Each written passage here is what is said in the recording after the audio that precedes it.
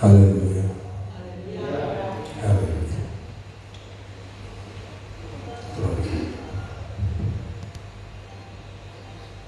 Bapak Ibu yang dikasihi Tuhan, hanya karena kasih Tuhan Yesus Kristus saya bisa melayani Bapak Ibu di tempat yang mulia di atas mimbar yang terhormat.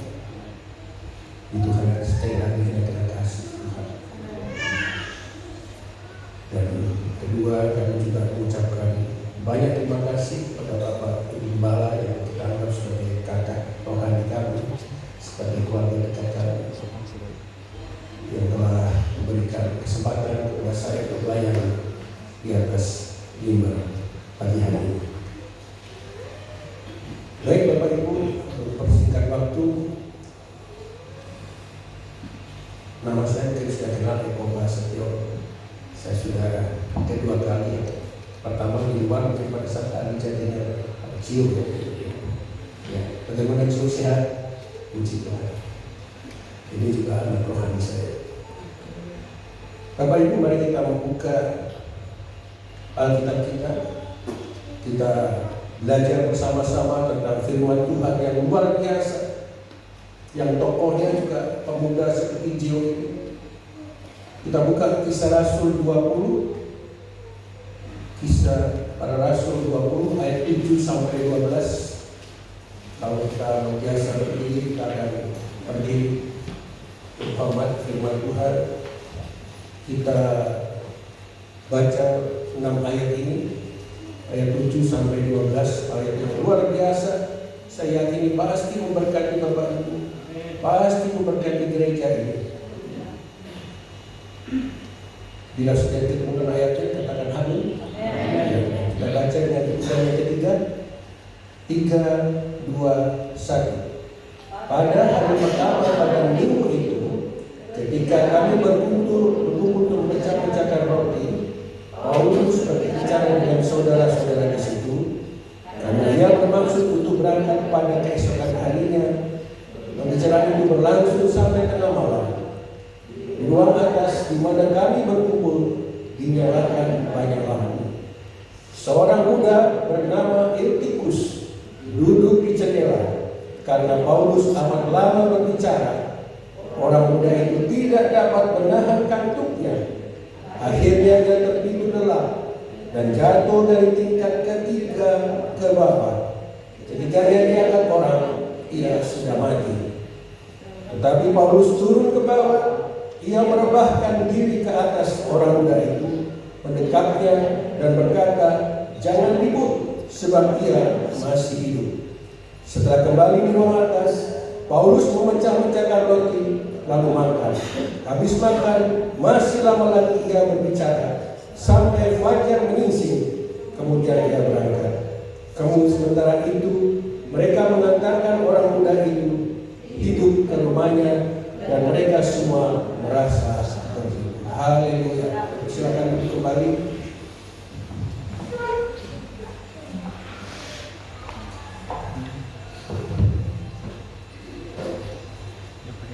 Jemaat yang dikasihi Tuhan Yesus Kristus, kita sering mendengar ungkapan, dulu saya rajin belajar firman Tuhan, dulu saya berapi-api, dulu saya dekat dengan Tuhan, dulu kami yang sering menyertai tante-tante kami yang hamba-hamba Tuhan di lapangan, istri, bahkan beberapa malam yang lalu ketika doa malam di rumah kami, hamba-hamba Tuhan bercerita. Bapak Ibu dengarkan kata-kata saya, fokus ke saya. Dulu di GPTI di Lamongan, walau dibotolin ketika pencurahan malam kudus, pencurahan Roh Kudus, ada api di atas gereja. Dulu kata dibotolin di mixer, bisa buat di atas ada api Roh Kudus. Dulu. Mari sekarang Di mana api itu? Mari sekarang, di mana api Pantekosta itu? Api Pantekosta yang kukunya di mana itu? Ada kemunduran iman. Apakah kita masih hidup dalam iman atau justru tertidur secara rohani? Bapak Ibu yang dikasihi Tuhan, hari ini kita belajar dari seorang pemuda bernama Eutikus. Dia tidak jahat, dia tidak memberontak. Dia hanya mengantuk, tertidur, lalu jatuh dan mati. Ketika saya persiapkan firman Tuhan ini hampir 3 minggu, dan ketika setiap pagi saya menyiapkan firman ini, saya baca, saya selalu nangis seperti itu sampai ke depan. Bapak Ibu, ini bukan hanya kisah fisik, tetapi gambaran kondisi rohani banyak orang percaya pada hari ini. Tidur rohani dan mati rohani. Untuk itu Tuhan memakai Eutikus, seorang pemuda, sebagai tokoh kunci di dalam firman ini untuk mengingatkan kita. Dan ini firman yang sangat penting bagi kita yang telah mengenal Tuhan Yesus mungkin sejak lama. Sehingga judul firman ini saya beri judul Dulu sekarang tidur dan mati rohani. Bapak Ibu dikasihi Tuhan, bagi manusia tidur itu diperlukan.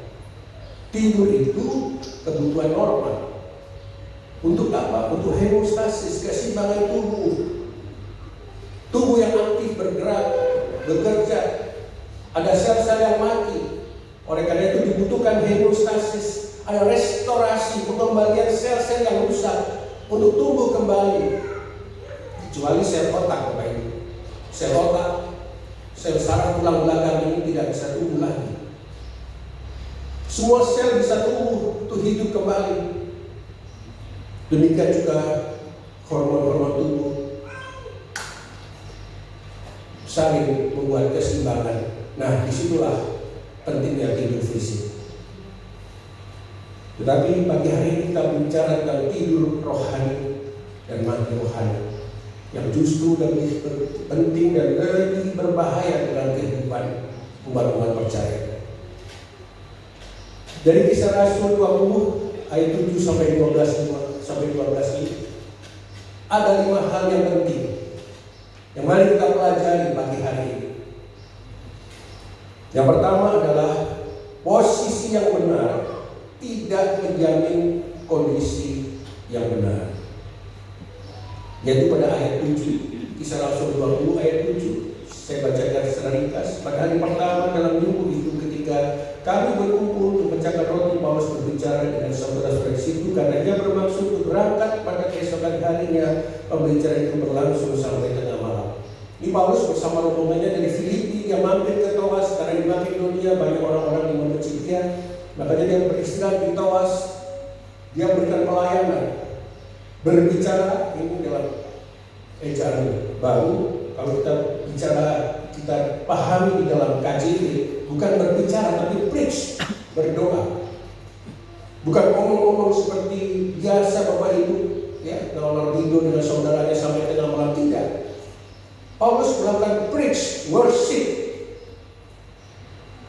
di rumah temannya di Troas. Ayat 8, di ruang atas di mana kami berkumpul dinyalakan banyak lampu.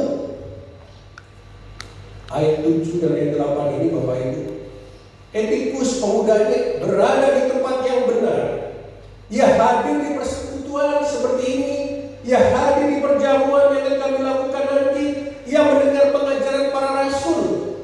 Dan ini lambang jemaat mula-mula Bapak Ibu. Kisah Rasul 2 ayat 42. Jadi Eutikus ini walaupun pemuda, ini bagian dari jemaat mula-mula.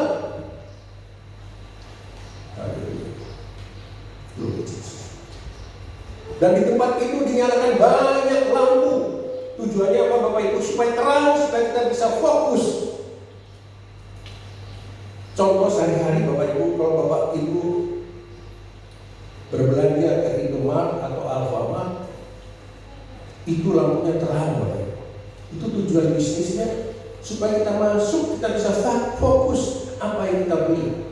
Dan itu luar biasa. Akhirnya banyak warung-warung yang lain itu mencontoh Bapak Ibu. Tidak ada warung yang remang-remang lagi, tidak ada lampu. Sementara lampu LED sekarang begitu murah, tidak banyak energi yang dibutuhkan. Itu kenapa mereka lampunya terang, supaya kita fokus di dalam membeli barang yang kita pilih. Demikian juga ibadah di tempat itu pada waktu itu, supaya saya fokus dengan lampu yang terang dipasang. Tetapi kenyataannya terjadi kontradiksi, berlawanan. Tidak ada jaminan dekat dengan aktivitas rohani itu dekat dengan Tuhan. Hadir di gereja itu hidup rohani yang sehat. Tidak. Ada orang yang duduk di gereja tapi pikirannya di mana-mana. Ada orang di gereja mendengar firman tapi tidak menyerap. Aktif pelayanan tapi hatinya dingin, membeku. Oh, haleluya Yesus. Apakah saya hanya hadir atau benar-benar hidup di hadapan Tuhan? Atau dulu saya berkobar-kobar?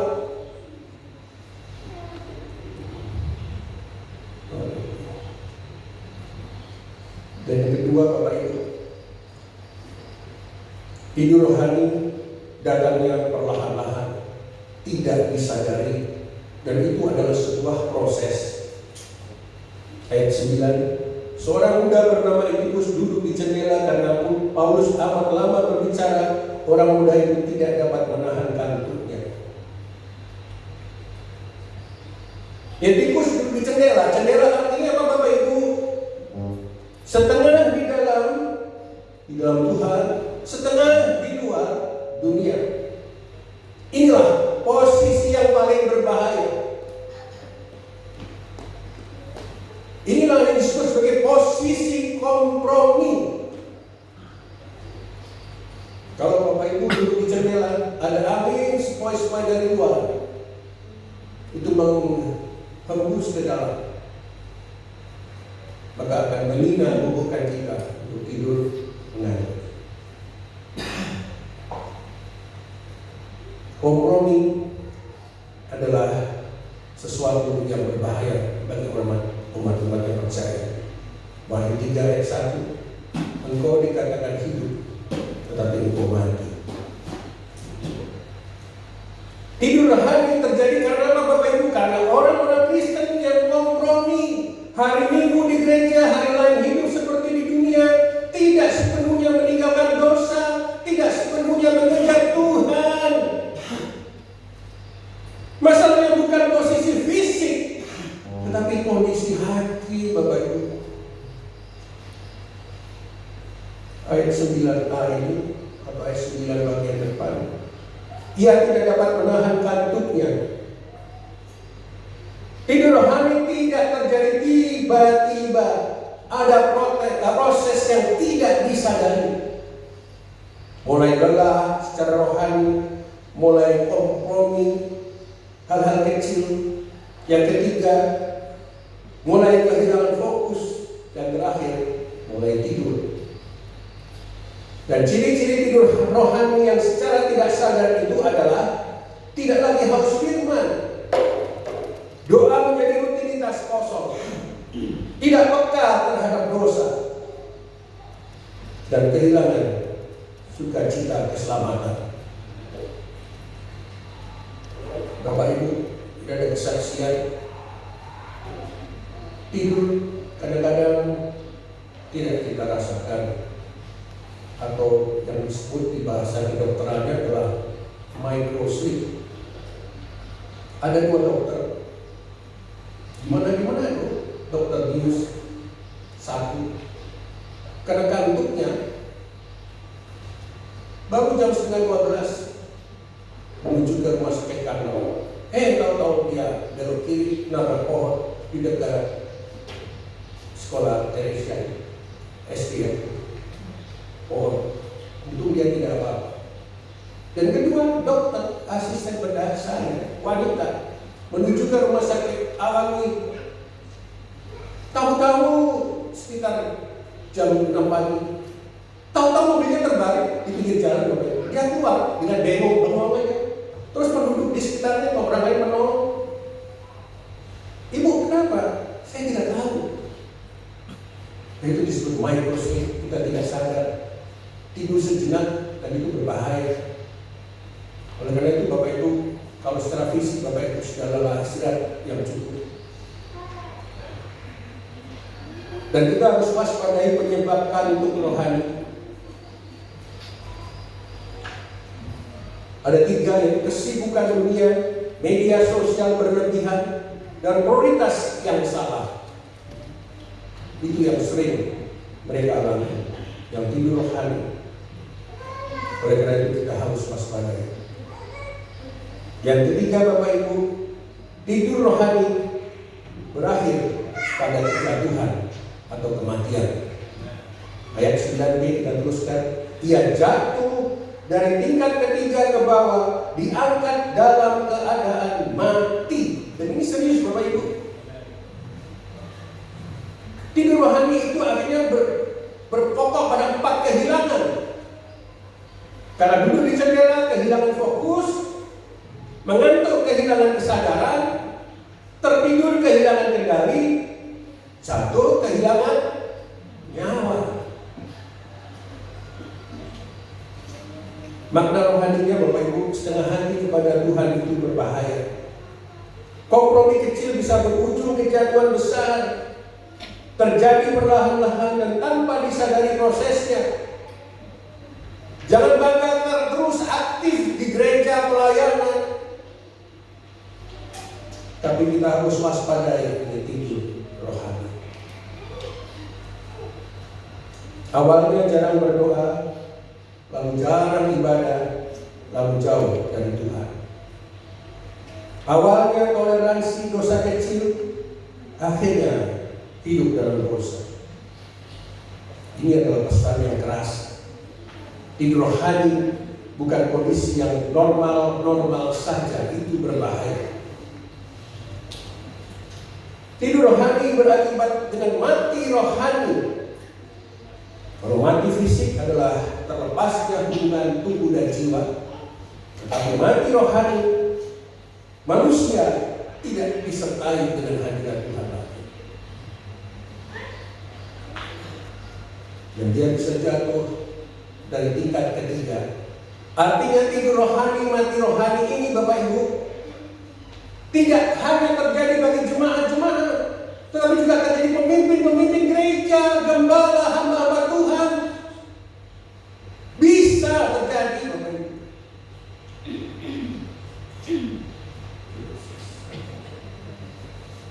Dan yang keempat, kasih Tuhan membangkitkan yang mati. Wow, luar biasa. Ayat 10 Bapak Ibu. Tetapi Paulus turun ke bawah, ia merebahkan diri ke atas orang muda itu, mendekatnya dan berkata, jangan ribut sebab ia masih.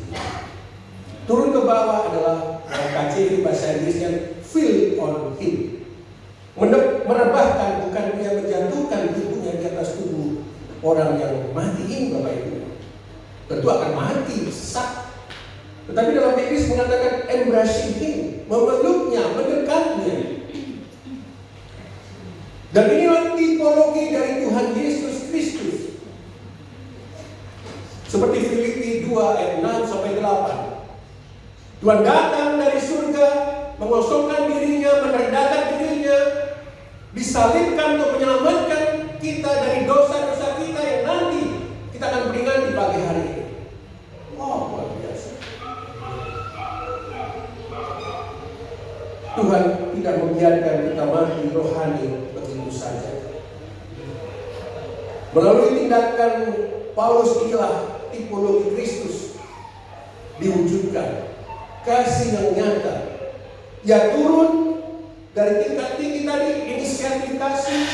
Ia menjangkau, ia feel on him, ia memeluk, memulihkan, embracing him, dan menyatakan hidup, memberikan harapan pada anak muda ini.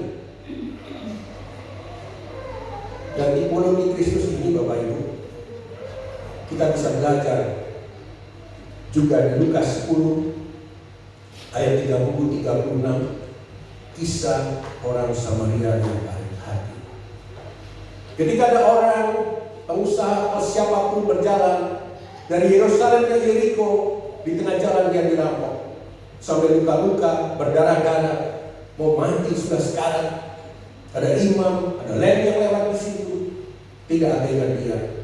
Tapi ada satu orang Samaria yang baik hati, karena kasihnya yang menolong orang ini, menyembuhkan lukanya, membersihkan lukanya, menaikkan ke atas keledai, membawa ke penginapan. Dan penginapan ini adalah sebuah arti dari sebuah pelayanan atau gereja. Dan orang Samaria itu memberikan 2 dinar. 2 dinar ini adalah upah 2 hari kerja, menunjukkan kasih Tuhan Yesus yang nyata. Dan penginapan ini adalah lambang dari gereja. Bagaimana gereja dipercaya untuk Tuhan, untuk mengelola keuangan, diberikan 2 dinar, tetapi esok harinya bila kurang akan ditambah.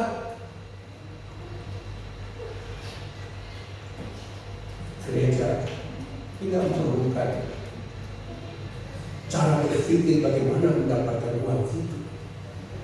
Tuhan telah sediakan. Tuhan telah sediakan. Tapi Tuhan juga butuh pertanggungjawaban. Dari makna rohani, tipologi Kristus ini adalah anugerah penebusan. Tuhan mencari yang jatuh, Tuhan memulihkan yang mati, Tuhan memberi kesempatan baru. Tuhan yang berinisiatif, Tuhan yang aktif. Kenapa Paulus tahu? Iya, karena dia mengalami sendiri. Saulus, ketika dia menjadi Saulus, dia murid yang terbaik dari Gamaliel di Yerusalem untuk menangkap orang-orang yang percaya sampai menuju ke jalan arah Damaskus. Di situ Tuhan cari, dia dapatkan Saulus. Demikian juga Tuhan secara aktif menemukan Kleopas yang berjalan dari Yerusalem ke Emmaus bersama temannya dengan kecewa hati. Ketika Tuhan disalib, Tuhan mati. Di situ Tuhan Yesus mengambil. Tuhan aktif, Tuhan inisiatif bagi anak-anaknya. Demikian juga Yohanes 4 ayat 5 sampai 42, nanti Bapak Ibu baca kisah yang indah sekali tentang bagaimana Tuhan Yesus datang menyimpang ke Samaria, menemui wanita yang tanda petik katanya wanita dari Sikar yang ada di sumur Yakub. Wanita ini dipulihkan sehingga wanita ini jadi penginjil yang hebat di Dekapolis. Dan wanita ini menurut gereja Ortodoks Timur disebut sebagai Pontini. Bayangkan Bapak Ibu, Tuhan Yesus itu kalau memulihkan itu selalu melengkapi, selalu dilengkapi untuk memuliakan Tuhan. Tidak hanya menyebabkan seseorang yang jatuh dari hidup, tetapi dia disiapkan lagi etikus muda dengan kelengkapan rohani untuk melayani Tuhan yang lebih hebat. Oh, glory Jesus. Glory Jesus. Dan ini kabar baik. Jika mungkin hari ini imanmu lemah, hatimu dingin, hidupmu jauh, tidak seperti dulu. Kabar baiknya Tuhan masih membangkitkanmu. Haleluya. Tepuk tangan Tuhan Yesus.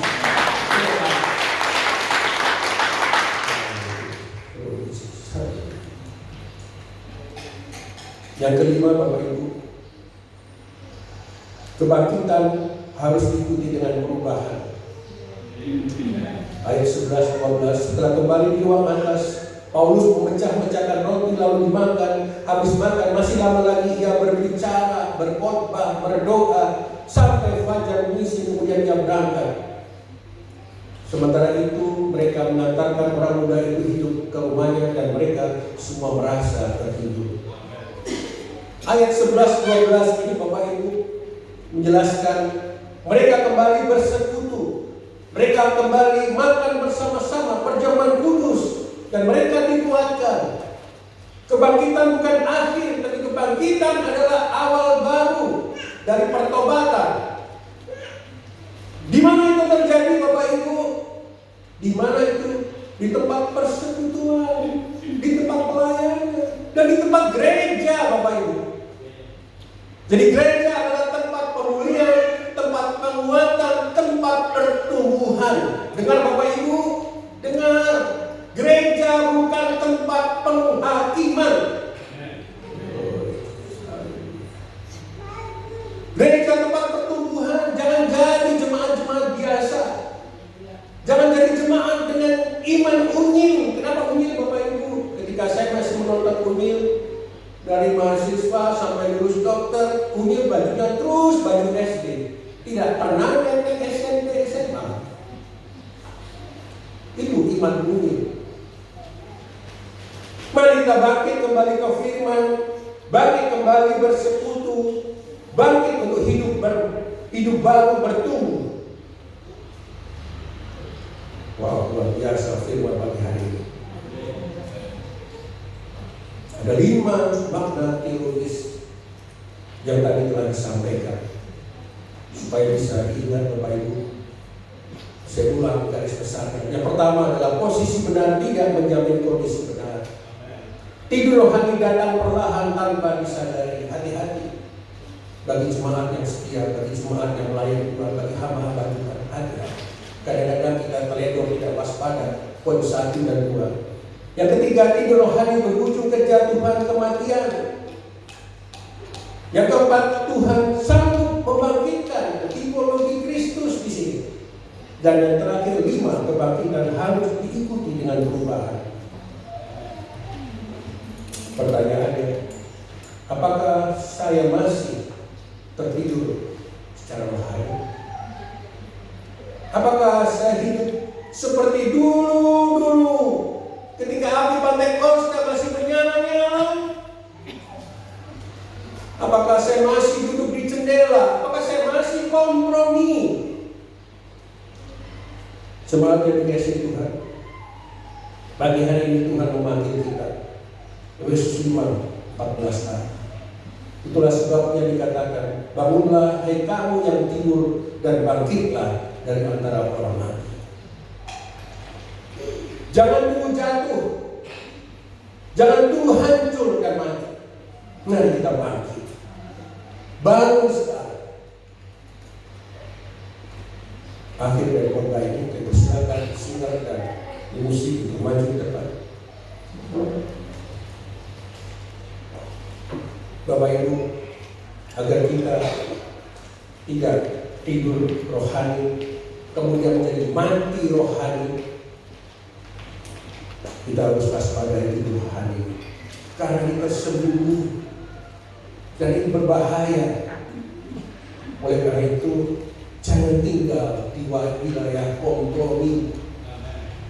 Tuhan menuntut kita totalitas, Bapak Ibu, tidak separuh-separuh. Bangun disiplin rohani dengan integritas terhadap firman, doa, dan persekutuan. Haleluya. Kita harus punya pengharapan melalui firman Tuhan. Kita nyalakan lampu, kita duduk.